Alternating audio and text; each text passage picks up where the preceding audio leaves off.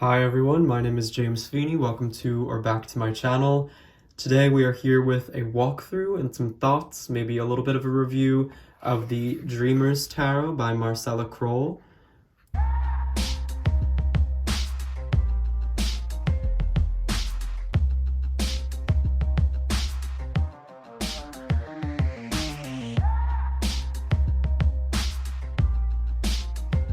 This is a new deck that I'd recently mentioned in a video in working with my inner child and developing my intuition, so I thought we'd have a look through the cards and I would speak to my thoughts, and of course for anybody out there who wants or may be interested in this deck, I'm hoping that this can be of help or service in some way. So first things first, it comes in a two-part sliding apart sort of box, and that tends to be one of my favorites. It has the thumb holes, really standard and sturdy, so no complaints there. And then it comes with this small pamphlet type book. It really is bare bones, which I kind of like actually. So we get a really brief introduction in the beginning to getting started reading the cards and what the deck is all about. It is spoken of in terms of being geared toward teenagers, tweens, sometimes children, or adults in a more inner child-oriented way. Personally, looking at the artwork and everything though, I wouldn't have thought that. It does have a sort of minimalist look to the artwork, but I wasn't thinking that it was childlike in any way, or at least it felt dreamy, of course. It is the Dreamer's Tarot, but I didn't think it didn't feel childlike in its nature to me necessarily. So we get the brief introduction, how to get started reading the cards, and then you get a basic past, present, future spread in the beginning, along with a Celtic cross, which is, of course, both of these are great spreads for beginners, so that's awesome. We dive into the major arcana, some of which have been renamed, and we'll get to those. You get a brief write-up on all of the cards. Looks very much like this. The same goes for all of the minors. You basically get an upright and a reversed meaning, which are essentially keywords, and I think that keeping it simple is great. It leaves a lot of room for interpretation, and it gives you just enough to go on. And then the courts have been renamed, and we'll get to that. We'll get to that actually when we get to the cards. But so that's that on the little white book, or the little small book. The color palette is really beautiful with these sort of pastels. It's really just, it's pretty, it's sweet, it's nice, and I enjoy that. Marcella Kroll does have other oracle decks out there, which I love, and that is part of why I wanted this deck so much. So those are really wonderful, and I think the artwork is really cohesive between them. I believe there's the Nature Nurture Oracle and the Signs and Symbols, or Signs and Sigils Oracle, something to that effect. These are the backs of this deck. It's relatively thick. This is the gilding. It's sort of silver, but it has an iridescence to it in a rainbow sort of way. It actually looks really pretty in the light, especially this natural light right now. It's, I think, a pretty high quality gilding. I haven't had this deck for too long, but it doesn't feel like the kind that's going to chip very easily, so I'm thankful for that. The cardstock is pretty thick, I would say. It feels like, I'm not that great with all the qualities of cardstock, but it feels like 350 GSM. It is matte and sort of has that smooth matte finish. It kind of makes that really swishy sound when they slide over each other when you shuffle. I would say if anybody out there has experience with the Spirit Keeper's Tarot, the cardstock feels almost identical to that. So that would be my best comparison there, but it's really, really great cardstock, very high quality. And so we'll get right into the cards. Now, some of the cards have been renamed.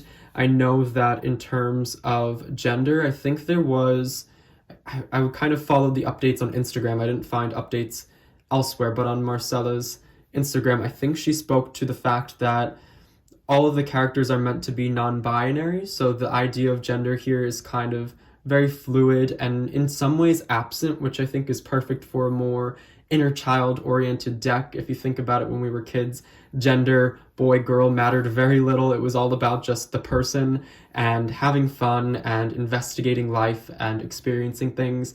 And so I like that the idea of gender is a little bit more removed from this deck, and there's a lot more room for interpretation as opposed to assigning those sorts of energies to different cards. So we start with the Fool. Some of the cards follow a more Rider-Waite-Smith traditional style. Some deviate and are quite their own, much like this Fool card. And then there are some to me that are very surprising in that they are kind of Thoth-oriented, that they follow what seems to be more of an occult pip style, especially in the minors, and those are some of the cards I love the most, and I'll touch upon those as we get to them. But the Fool, to me, seems very unique. We see a sort of happy, trickster-like face and one that's sad with a tear. It follows that pastel sort of gradient that we have on the back. There's very distinct color tones for the suits. I mean, the majors really stick and can do their own thing, but each of the minor suits does have a distinct color tone. The wands are pink. We get blue for the cups, yellow for the swords, and green for the pentacles, which is quite traditional in terms of color correspondence and the elements, so I really enjoy that. But this is the Fool. We get the Magician, so this is a bit different. We don't get the character, we don't get the 4 specific suit representations in terms of elements and magic, but we do get that lemniscate, that infinity symbol that we would see over a traditional Rider-Waite-Smith magician's head, and it is more of a serpent, an Ouroboros lemniscate, if you will, and I think it's really beautiful. Just enough. So there's a lot in this deck that is minimalist in its depiction, so it gives a lot of room for interpretation. A lot of the scenes aren't feeding you or hand feeding you the meanings. It's not as scenic as you might expect. So instead of the High Priestess, we get the Oracle, and she appears to maybe be part owl or wearing some sort of owl mask. The headpiece is very traditional, as is the crescent moon at the feet, along with the pillars, but that's about where that ends. We get the Creator instead of the Empress. I like the idea of the Empress as a creator, and of course we see a bee over their face or over her face, and it almost to me feels like this might not be a face, and that these two things here, which could be construed as hair, might be arms and hands that are holding something, and then the bee is sitting on it. So there's a lot of different ways you can go in this. And of course the Venus symbol in the heart is something we see in traditional Rider-Waite-Smith imagery. But yes, the bee is a common correspondence there. The Architect as the Emperor, which I really enjoy, the Creator and the Architect. So the Empress is the one that is sort of the genesis of the actual thing, and the Architect gives it form. I really enjoy that. We do have a symbol that seems to be for Taurus here, so I'm kind of unsure about that, because I know usually Aries goes to the Emperor, and then we see Mars, and I know that Mars would generally go for the Tower, so it's interesting. We get the X's over the eyes, a pyramid, which makes sense. It's very interesting, and a lot of the symbolism in the cards, as you saw in the small book, isn't explained, so there's a lot that you could read into on your own, and there are some changes. So some of the things I do wonder about, for example, like the Taurus symbol on the Architect. And then instead of the Hierophant, we get a really dreamy and mystical looking ancestor, or the ancestor. I really enjoy this, the idea of an ancestor as a carrier of tradition, as one who can break or adhere to or carry out tradition in some way, and kind of breaking down that more Abrahamic related biblical pope-like figure. Although I don't mind that, I think it's really an interesting depiction and interpretation.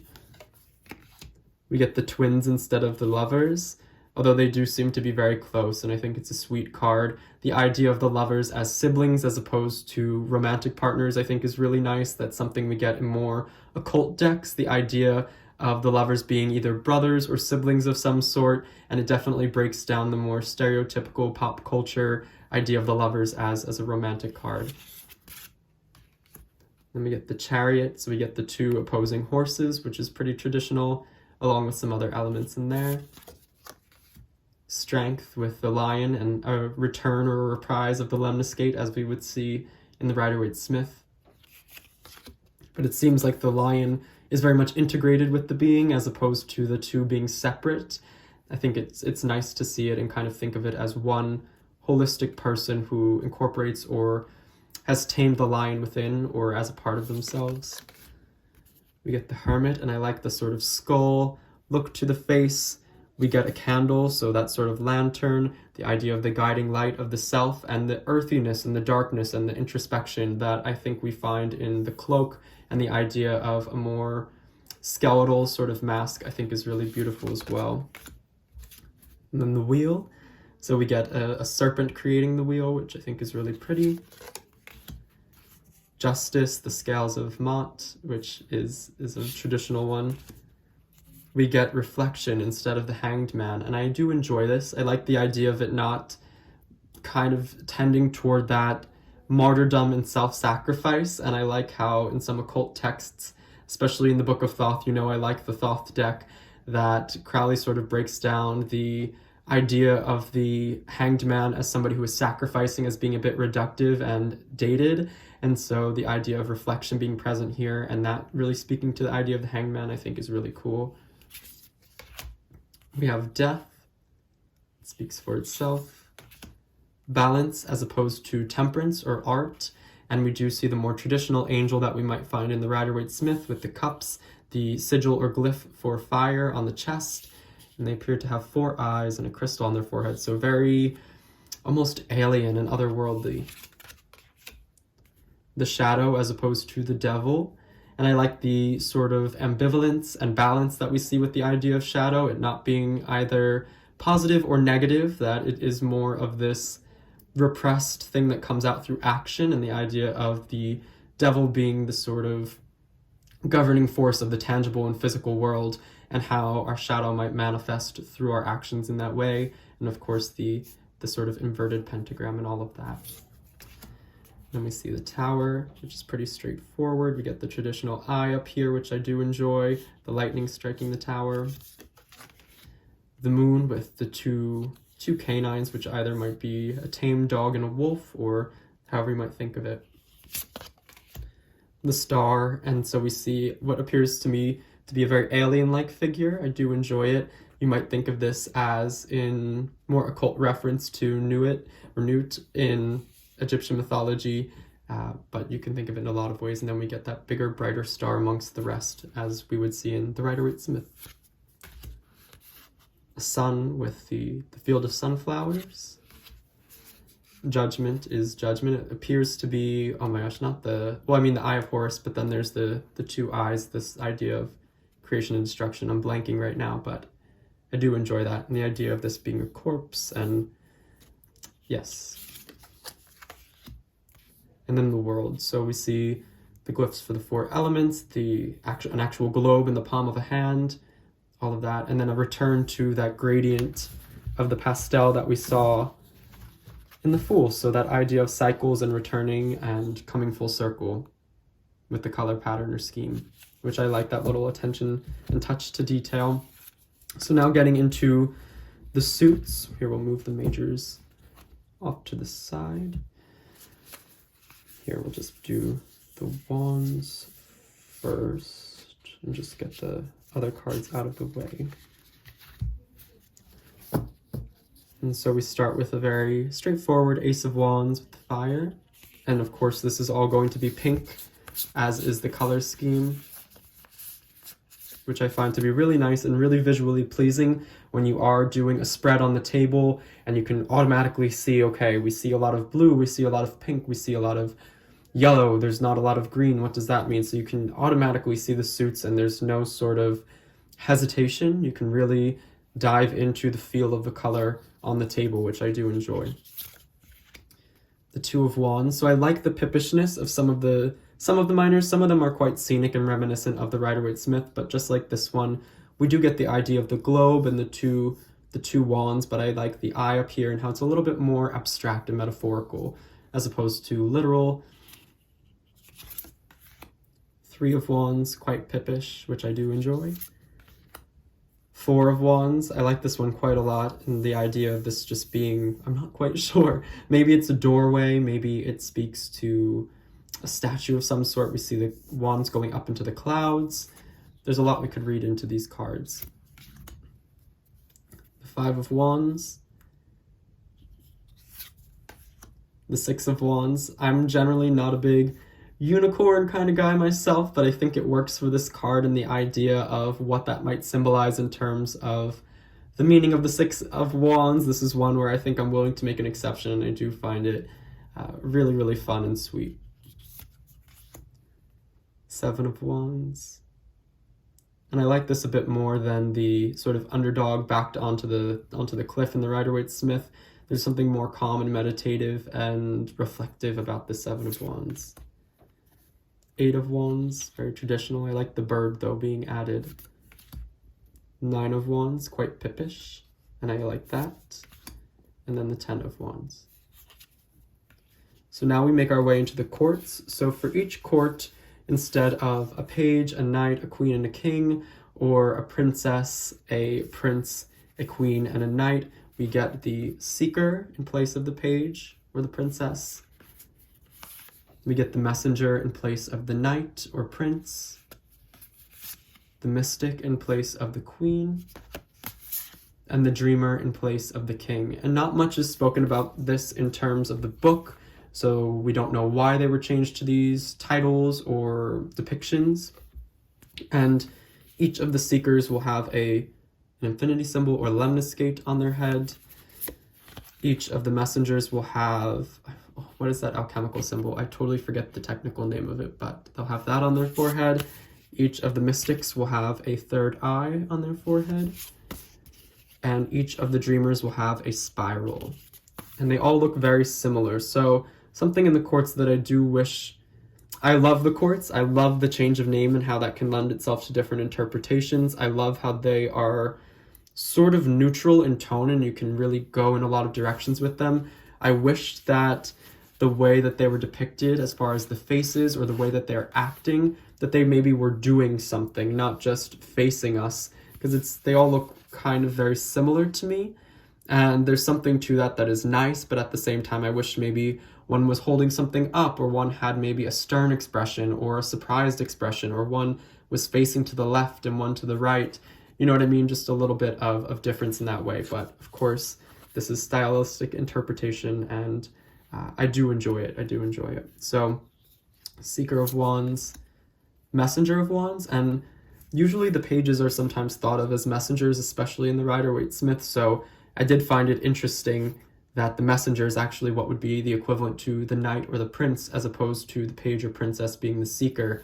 I would have kind of swapped them, but I guess because these courts are so kind of neutral, I could, if I actually wanted to, make the messenger what would be, you know, the page or the princess, and it wouldn't be an issue. But in the ordering of the book, it does go seeker and then messenger, so just a word on that. The mystic and then the dreamer.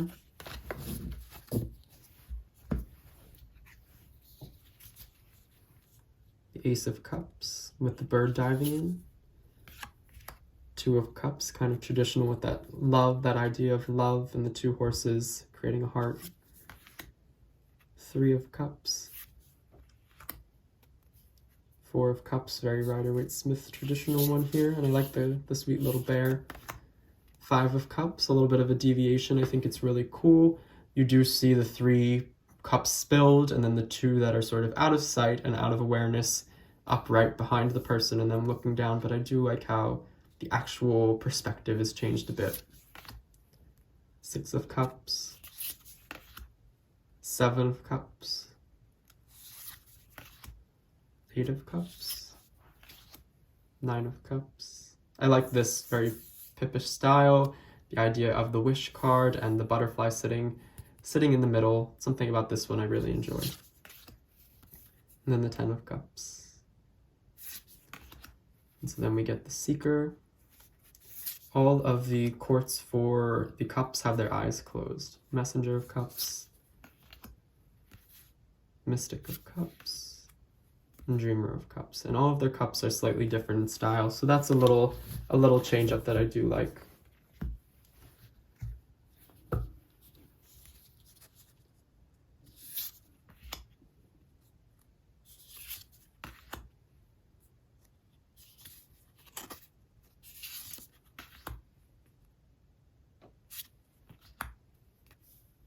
I really enjoy some of the more pippish styles in some of the cards, like the 4 of Swords.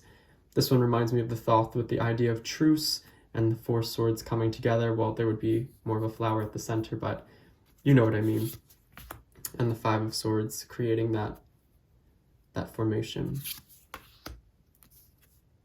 Six of Swords, devoid of figures, which I think is very interesting. Seven of Swords, I really like this little owl guy, and part of this figure reminds me of the Oracle or the High Priestess equivalent, so I like how there's sort of this continuity, and the color pattern here is very similar to the Oracle card as well, so that's interesting to me to make that connection. Here, I'll pull that up just for reference.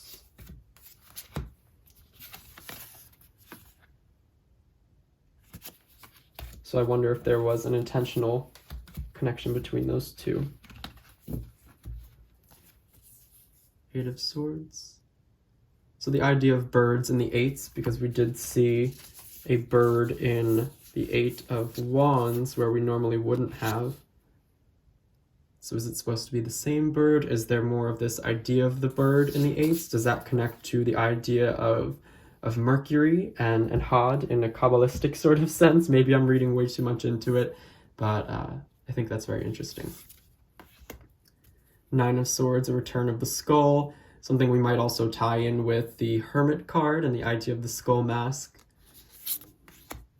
10 of Swords, this one is kind of thothy in nature with the heart at the center, so like that nod if it was intended.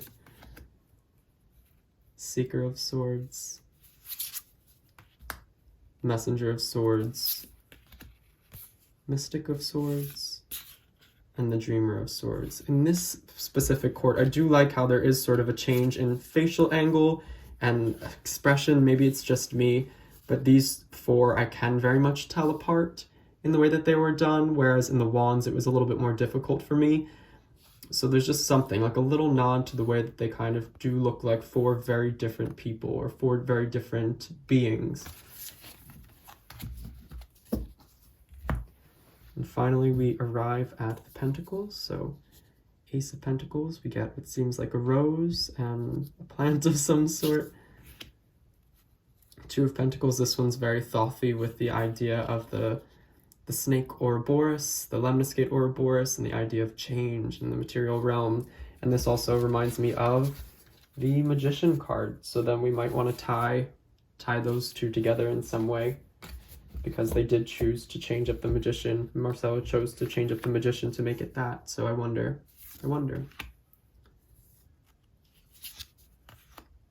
Four of Pentacles with a cute little bunny.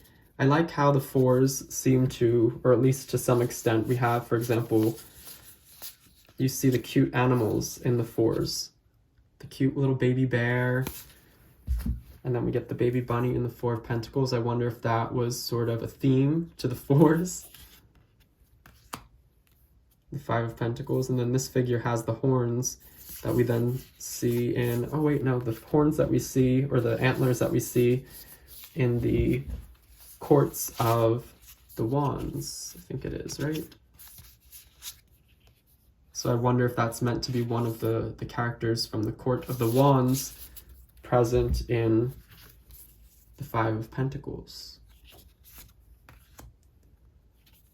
Six of Pentacles, and we see the rose from what could be maybe the Ace and how it grew. The Seven of Pentacles with a tree, I like that. The Eight of Pentacles, and we get another nod to the bee, so just like the Creator or the equivalent to the Empress. So maybe there's supposed to be a connection or a tie there. I find all of these connections very interesting, so in a reading, those are things that I would definitely want to tie together in some way or look to in an interesting light.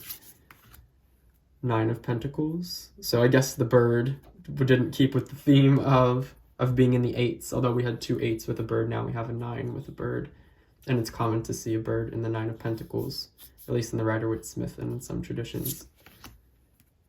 10 of Pentacles. This reminds me, well, there's the Tree of Life, but also the idea of the Kundalini and the serpents winding up. So I think that's a really cool correlation.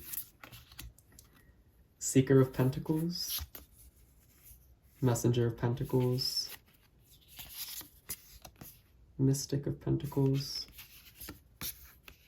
And Dreamer of Pentacles. I like how this court, again, is one that does get switched up a little bit. You get the close-up on the messenger and their expression. You get more of a a long shot on the Seeker. So to me, that slight difference is enough for me to differentiate the court cards, and I didn't see that as much in the Wands, but I really liked how we saw that differentiation a little bit more with the Sword suit. And I guess we got it a little bit in the Cups as well, with the idea of them all holding a cup of a different design, or at least slightly of a different design. So that takes us through the deck. I love the gilding and the light. So pretty. It kind of creates rainbows and iridescence, so leaving it out on my sacred space and leaving the window open so that the light might hit it, I've found to be really pretty, and it makes me want to work with it. This deck, to me, and the colors and the sort of simplicity of the line work really does actually speak to my inner child. I definitely was a child who got overwhelmed easily when there was too much going on, and so simple pictures, things that are very clean and minimal in their sort of picture, really appeal to me.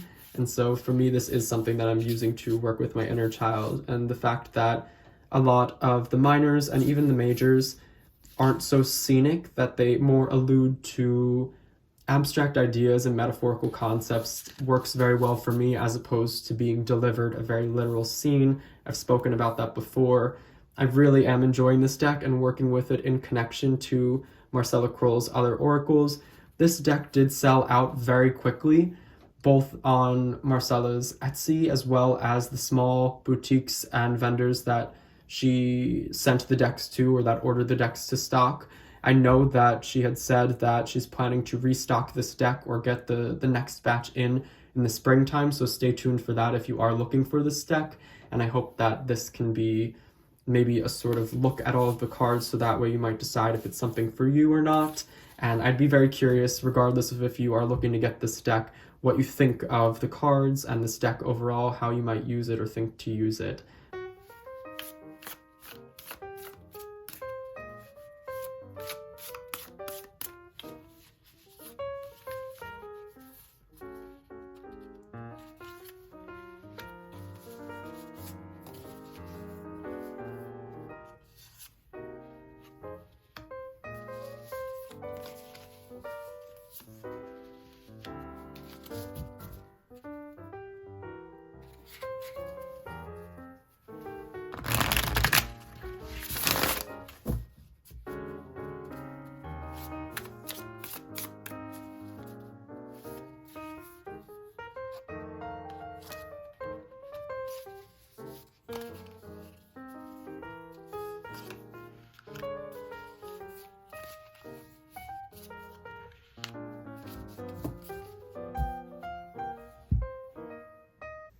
All right, everyone, so you're gonna think I'm a little bit crazy, but right after I finished filming the walkthrough and speaking to the tie-in of the various symbolisms in all of the cards and the various elements that connected, I decided to do a little bit of my own first-hand research. So I went through the decks, and I actually pulled out Marcella Kroll's other decks, Sacred Symbols for Divination and Meditation Oracle deck, along with, where is it? The Nature Nurture Oracle. So I pulled out these two decks, and I decided to just go through, look for similar sort of themes and elements, and I went down the rabbit hole, and I thought I would share this in connection to the walkthrough and the deck, because I think it's something that others out there might be really interested in, and it might add another layer of depth. So I'm using and looking to these two oracles, but some things, for example, that I found really interesting, I went through and sort of just tried to create this correlative pile with the Architect or the Emperor card. I thought that this was the symbol or sign for Taurus, which it looks quite a bit like, but now I'm actually thinking it is the Divine Masculine symbol from the other oracles. So there we go, mystery solved there, and now it makes a lot more sense. Likewise, something that I'm not sure if it connects, and the same with a lot of these. I'm not sure if this was intentional, but I do find it interesting that in the same deck, a pyramid corresponds to the idea of past life. And so if there's some sort of underlying meaning in terms of past life reference in the Emperor or Architect card, I thought that was cool. Some of the correlations here are a little bit more traditional and obvious, and some of them I thought were really interesting and just unique to these decks. So that idea was really cool to see. Another one I thought was interesting was, let me see, the idea of trees representing community in the nature nurture oracle. And then of course we have tons of cards with trees, but you might look to that in a different light if you knew that another one of Marcella Kroll's decks that features trees has it kind of thought of in that way. So maybe the trees in the deck are actually meant to be utilized in connection and symbolism in terms of community. And of course there are many, many trees in this deck. Same for example, the Four of Pentacles. We see the cute baby rabbit, and rabbits in another of one of her oracles represent challenge. Of course, there are two rabbits here and they look to be a bit different, but the idea of the Four of Pentacles actually having this underlying meaning or sort of tied to the idea of challenge, I think is interesting. It's another one. Let's see. Well, the Pentacles as magic, and that's something that is a little bit more traditional, and so that's not necessarily unique to the idea of the pentacle in terms of these decks, but just the idea that there are so many pentacles and them being tied to magic was cool. Let's see. So the idea of the serpent, which of course a lot of these ideas of the serpent will be more traditional. The idea of the serpent as a healing element in terms of Scorpio and the shedding of skin, all of that makes a lot of sense. And the same for transmutation, the idea of change in some way. So both of these make sense, but just seeing them in her other two oracles and then looking to cards that featured the serpents more obviously. For example, the Magician is not usually one where we would see a serpent, but having seen it here, thinking of it in terms of the alchemical transmutation makes a lot of sense, and thinking about it in terms of healing could also be a nice little addition. The Two of Pentacles with the serpent, which is a little bit more thoughtful-like, and then tying in that idea as well. A really interesting one for me was the Hermit, and holding a candle instead of a torch or a lantern like we'd normally see, but then in the Signs and Symbols Oracle we see the idea of the candle as gratitude. So gratitude for the self, gratitude for the inner, something akin to that. And of course we see a lot of just big circles, which you might think of as a sun or a moon, but in one, let me find it here, where is it? Apologies, I kind of laid out quite the thing here, but whether I'll stumble upon it or not, the idea of the circle in other of Marcella Kroll's decks does represent the full moon, and so I thought that was an interesting sort of thing to draw upon or play upon. Another kind of very traditional correspondence I just thought was interesting, so I was picking all of them out. Doves for forgiveness. And although these seem to be a bit more like parakeets or something, thinking of them being in the same sort of pose and the idea of forgiveness in terms of the lovers and that sort of reconciliation was really sweet. Let's see, let's find another one. The idea of the spiral in terms of growth, which does make sense and is traditional in some ways, but just the fact that all of the dreamers or the kings have that same spiral on their foreheads, so thinking about that in terms of growth. The butterfly in terms of evolve and transformation, which is more traditional and something that we often think of, but just seeing it in the Nine of Cups, which we don't normally see, so that was really cool. The eagle as a guide, which makes sense in a more shamanic way, that's kind of traditional as well, but then seeing what appears to be an eagle in the Nine of Pentacles and thinking of this as a guide, or there being some sort of guide-like message or energy, and then the idea of wearing the magical pentacles in a sort of necklace, which sort of anthropomorphizes the eagle a little bit further. That was really cool. Seeing the boat, of course, boats often speak to travel, and boats on water speak to travel, which is common with the Six of Swords, but then seeing this oracle with Stormy and the idea of rough times in terms and connection to boats, thought that was cool. Along with this symbol here at the center, and this may be a very traditional esoteric symbol that I'm just not familiar with, but it did remind me of these two, and it's not quite either of them, but these are present in the Signs and Symbols Oracle, so we have relief and protection, and so I thought that was cool, seeing that with the serpent and the wheel, and then thinking of the symbolism of the serpent in terms of healing and transmutation. That was really cool. Air as messages and bear as rest, which makes a lot of sense for the Four of Cups. Just little tidbits I would find in the other decks to connect. The world and these sort of lines here that I wasn't sure about, and thinking of it as guides. I guess they look kind of similar, so I was like, maybe that's a thing.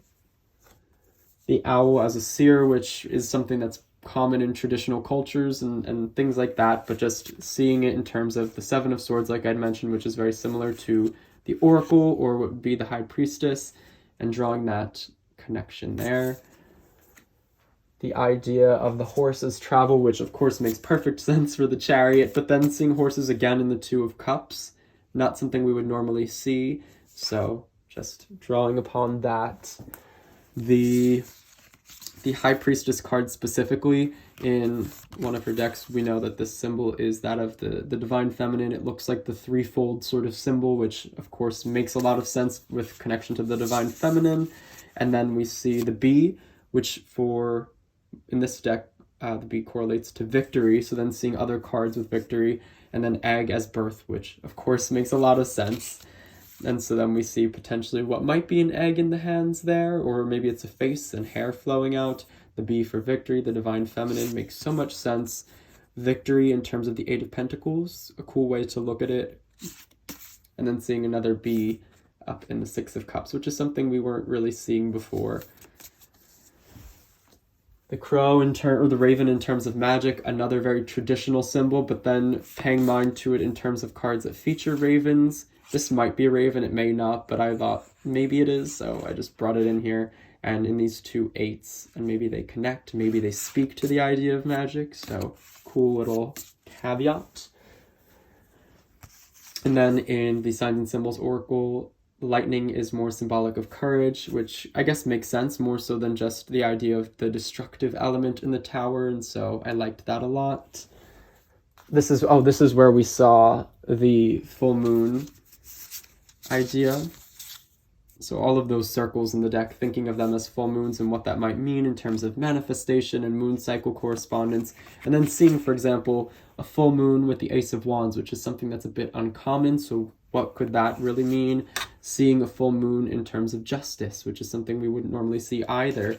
And then, for example, seeing the Ace of Swords, with which this might be a new moon and how that might correspond. So thinking of the moon cycles and all of these circles throughout the deck and how that might relate. Also turning to a card like this with the idea of a serpent, a rabbit, so transformation and healing, challenges. And then I know the fox, I think, was in the Oracle, but I forgot to pull that out. But thinking of the three animals' individual symbolism.